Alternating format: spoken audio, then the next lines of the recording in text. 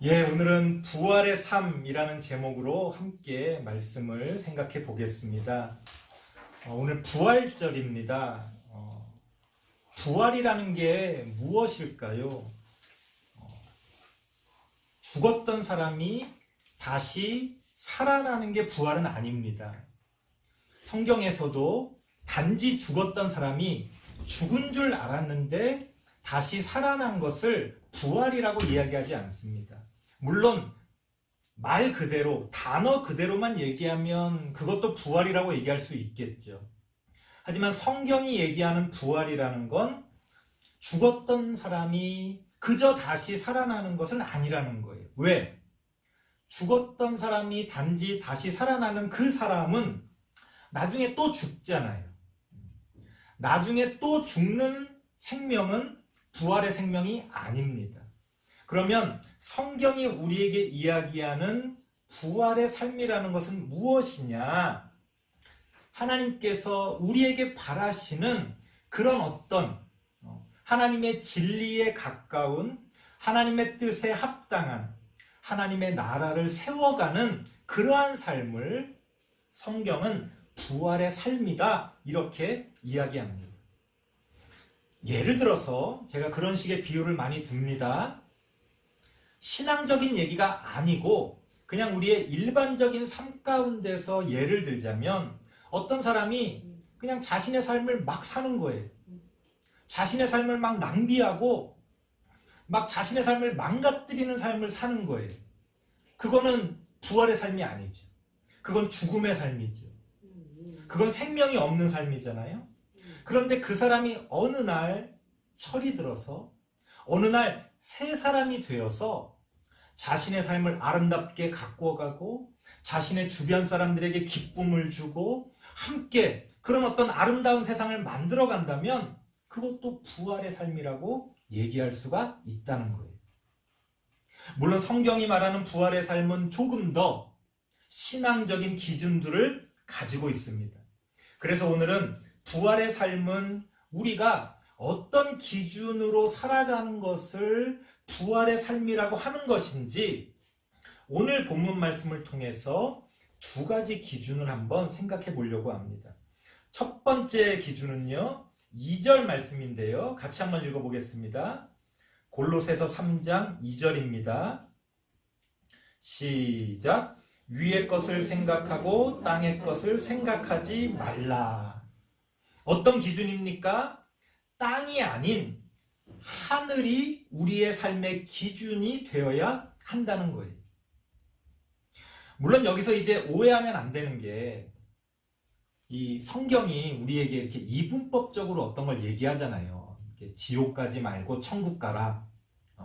악을 버리고 선을 택하라. 이렇게 성경이 우리에게 마치 어떤 것들이 이분법적으로 나눠져 있는 것처럼 우리에게 이야기합니다만 그것은 우리에게 어떤 가르침을 주기 위한 어떤 하나의 방식이지 실제로 하나님의 진리가 이분법적이지는 않다는 거예요. 예를 들어서 우리가 악을 버리고 선을 택한다고 해도 우리의 삶에 여전히 악이 존재하잖아요. 우리가 예를 들어서 세상을 버리고 교회를 선택한다고 했을 때 우리가 세상에서 어떤 경제적인 활동이나 문화적인 활동을 안 할 수는 없잖아요. 마찬가지로 진리라는 것은 양극단에 있지를 않습니다.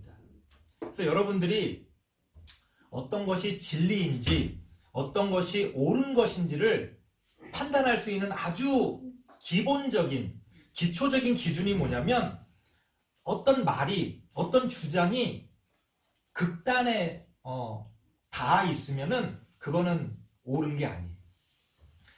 아무리 옳은 소리도요, 아무리 옳은 말도요, 극단적이면 이미 그것은 진리에서 벗어나 있는 겁니다. 혹은 어떤 이분법적으로 어느 한쪽을 완전히 배제하고 반대쪽만 선택하는 것도 진리에는 맞지가 않습니다. 그래서 우리는 어떤 그 하나님께서 우리에게 가르쳐 주시는 그러한 어떤 올바른 진리들을 바르게 선택해야 합니다. 그런 면에서 오늘 성경이 땅이 아닌 하늘을 기준으로 삼아라 라는 말은 땅을 배제하고 이 땅에서 우리가 이렇게 먹고 살고 어떤 것들을 누리고 나누는 것들을 완전히 배제하고 하늘만 바라보고 살아라, 그 뜻이 아니라는 거예요. 여기서 얘기하고 있는 것은 바로 우리의 삶의 무게중심이 어디에 있냐는 것을 따지고 있는 겁니다. 우리의 삶의 무게중심이 땅이 아니라 하늘에 있어야 된다는 거예요. 삶의 무게중심이라는 게 뭘까요? 우리의 관심을 얘기합니다. 우리가 어떤 데 관심이 있고 어떤 것을 찾아보고 어떤 말을 하느냐, 거기에 우리의 관심이 있어요. 예를 들어서 뭐 정치인들이 뭐 국민들을 위해서 뭐를 한다, 말은 그렇게 할 수 있죠. 하지만 그 사람들의 삶이, 그 사람들의 모습이, 그 사람들의 행태가 사실은 다 나타내 보여줍니다. 어디에 무게중심이 있는지. 그래서 우리가 실망하는 거죠.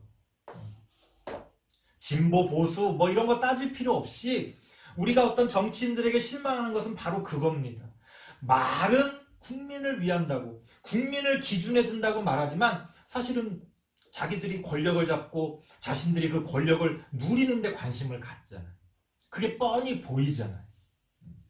그렇기 때문에 우리의 삶 가운데서도 우리가 뭐 교회 와서 말로는 하나님께 영광을 돌린다, 뭐 하나님의 뜻을 따라 살아간다, 다 말은 그렇게 해요. 하지만 우리의 삶의 관심과 우리의 삶의 시선이 우리가 말하는 것이 어디에 있느냐에 따라서 우리의 삶의 무게중심이 나타나는 겁니다. 그런 면에서 우리의 삶의 관심이, 우리의 삶의 무게중심이 이 땅의 것들이 아닌 하늘의 것에 닿아 있어야 된다는 거예요. 그런 면에서 우리 기독교인들은 어쩔 수 없이 좀 현실주의자라기보다는 이상주의자가 될 수밖에 없어요. 그런 면에서. 왜? 우리는 현실만 바라보는 사람들이 아니라 하늘에 있는 이상을 바라보는 사람들이기 때문에 그렇죠. 물론 현실을 완전히 무시하고 100% 이상주의자가 되면 안 됩니다. 제가 말씀드렸죠? 극단에 치우치면 안 된다고. 누가 이단인지 누가 사이비인지 딱 보면 알아요. 말하는 게, 가르치는 게 벌써 어느 한쪽을 완전히 버리고 이쪽만을 선택해라 이렇게 이야기하면 그거는 다 잘못된 거죠. 가족도 버리고 세상도 버리고 이곳에 와서 하나님만 섬겨라, 그건 하나님의 뜻이 아닙니다. 이 세상을 만드신 게 하나님인데 왜 하나님이 이 세상을 버리라고 그러시겠어요?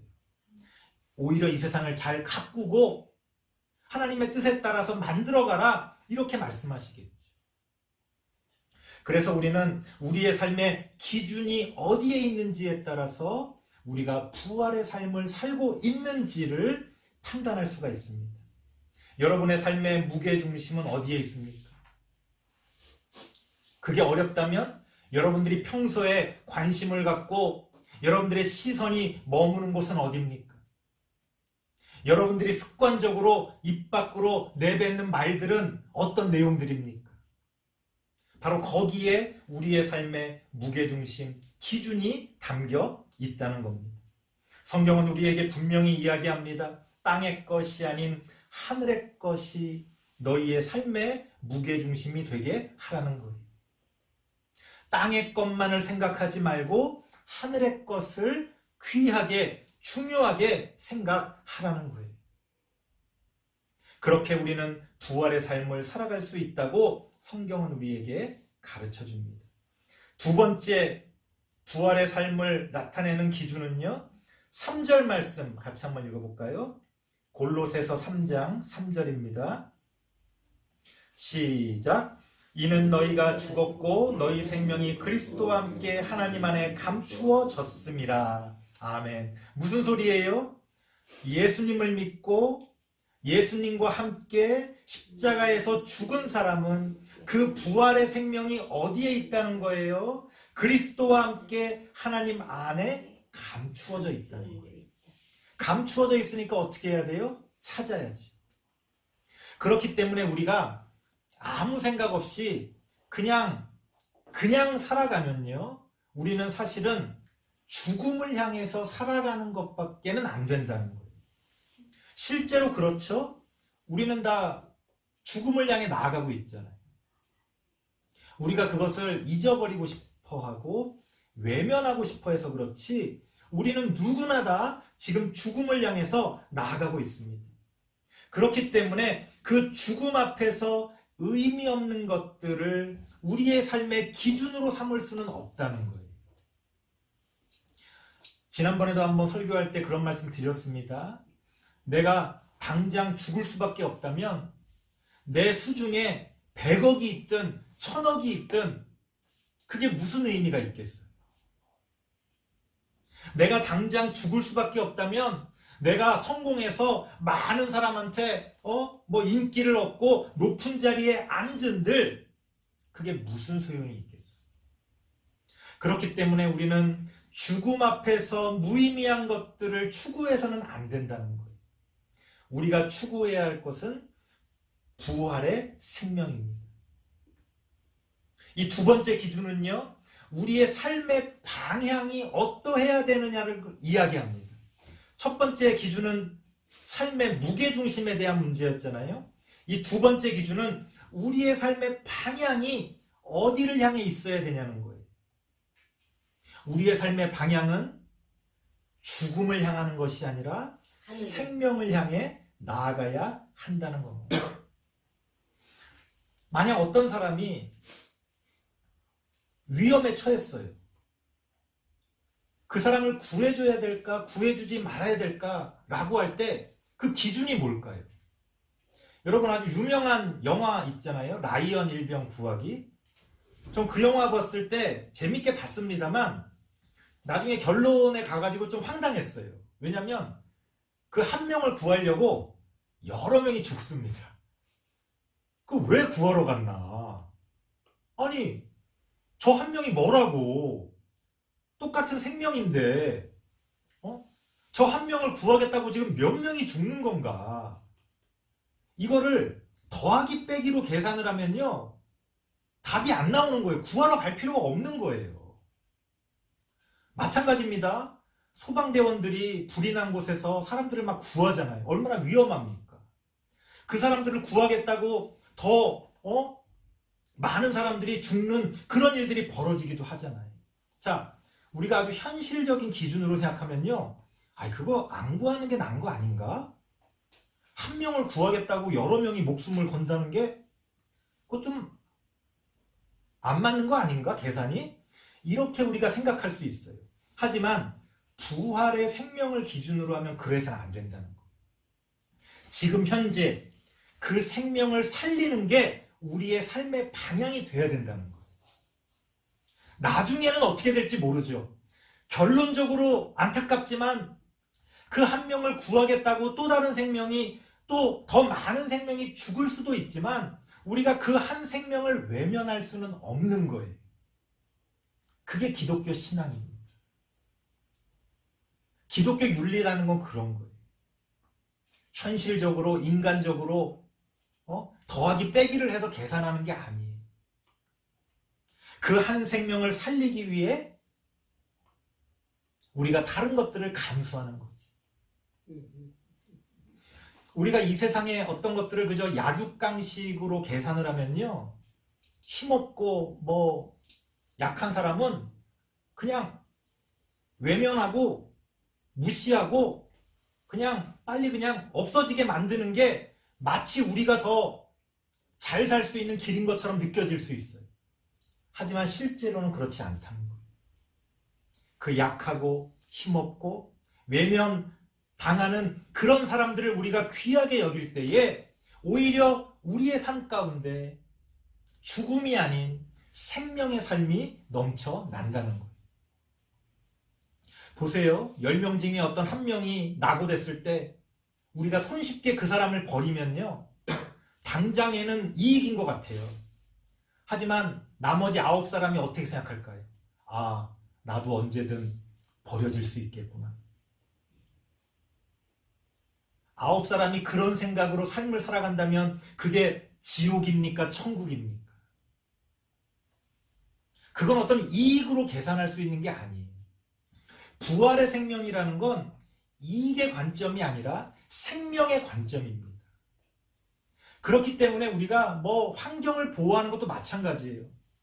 사람들이 그럽니다. 당장 먹고 살기 힘든데 무슨 뭐 환경을 따져. 이게 부활의 생명을 모르기 때문에 이런 얘기를 하는 거예요. 결국 우리가 지금 당장 어떤 것들을 더 편리하게 나에게 이익이 되게 그렇게 어떤 것들을 추구했을 때 나의 자손들은 우리의 후손들은 어떻게 하라는 거예요?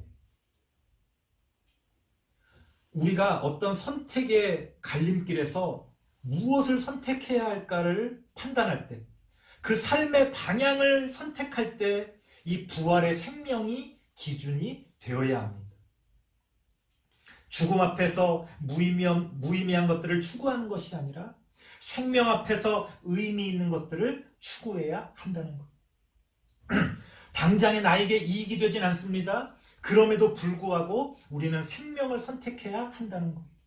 그까지 동물, 그까지 무슨 뭐 벌레, 그까지 자연환경, 나무 한 그루, 그까지 거 내가 더 귀하지.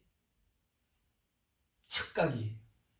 당장은 그렇게 느껴질지 모르겠지만 그렇게 우리가 하나하나 버리고 외면하고 파괴하다 보면 결국 그것이 돌고 돌아서 우리의 생명을 다 망가뜨려 버리는 겁니다.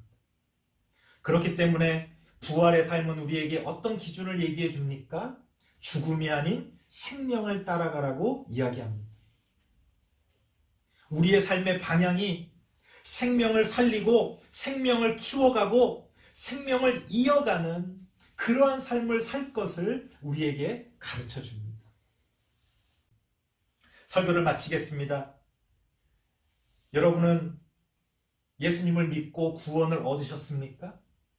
예수님을 믿고 구원을 얻었다는 건 부활의 삶을 산다는 뜻이에요. 그럼 여러분은 지금 부활의 삶을 살고 있습니까? 우리의 삶을 한번 돌아보시기 바랍니다. 우리의 삶의 기준이, 우리의 삶의 어떤 삶의 무게중심이 땅이 아니라 하늘에 가 있는지, 우리의 삶의 방향이 그 부활의 생명을 향해 나아가고 있는지, 그런 부활의 삶의 기준들을 가지고 우리의 삶을 돌아보고 다시 하나님의 뜻을 회복하고 그 부활의 삶을 회복하는 우리 모든 성도님들 되시길 바랍니다. 기도하겠습니다. 하나님 감사합니다. 부활절을 맞아서 부활의 기쁨을 함께 나누기를 원합니다. 하지만 우리가 부활의 삶을 살고 있지 않다면 어떻게 그 기쁨을 나눌 수가 있겠습니까? 하나님 안에서 부활의 삶을 살아가는 우리가 되어질 수 있도록 함께하여 주시옵소서. 땅이 아닌 하늘에 우리의 삶의 무게중심을 두고 죽음이 아닌 부활의 생명을 향해 나아가는 우리들이 되어질 수 있도록 하나님 인도하여 주시옵소서. 예수님의 이름으로 기도드리옵나이다. 아멘.